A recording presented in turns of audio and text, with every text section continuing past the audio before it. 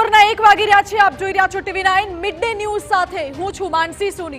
મહત્વના સમાચાર વડતાલ સ્વામિનારાયણ મંદિરના સંતો વિરુદ્ધ છેતરપિંડીનો કેસ। આ બાબતે સમાચાર મળી રહ્યા છે। સ્વામિનારાયણ સંપ્રદાયના સંતો દ્વારા છેતરપિંડી મામલે 4 સ્વામીઓ સામે લુકઆઉટ નોટિસ જાહેર કરવામાં આવી છે।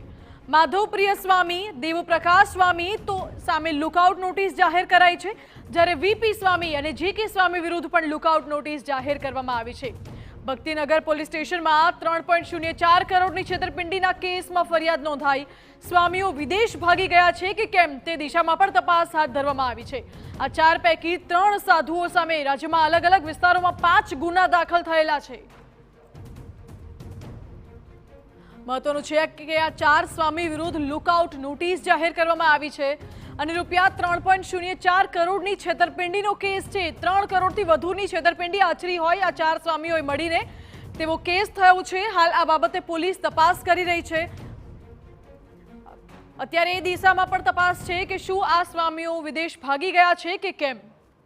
વધુ જાણકારી આપી રહ્યા છે સંવાદદાતા મોહિત, આ સ્વામી વિરુદ્ધ અત્યારે લુકઆઉટ નોટિસ જાહેર કરવામાં આવી છે અને આ 4માંથી 3 સાધુઓ સામે તો અલગ અલગ વિસ્તારમાં ગુના પણ નોંધાયેલા છે। શું છે પૂરી વિગતો?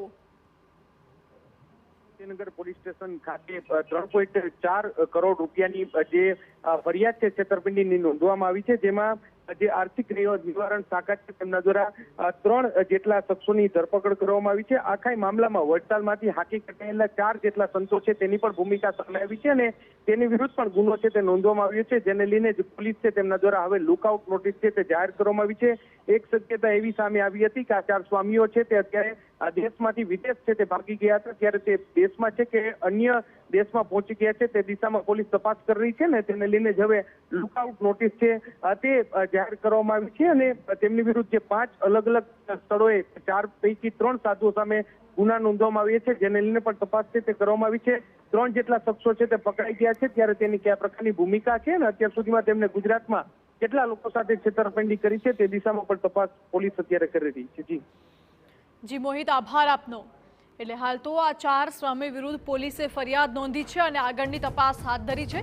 ગુજરાતના અલગ અલગ વિસ્તારમાં આમાંથી 3 સ્વામીઓ સામે તો અન્ય ગુના પણ નોંધાયેલા છે, એટલે એ દિશામાં પણ પોલીસ તપાસ કરી રહી છે।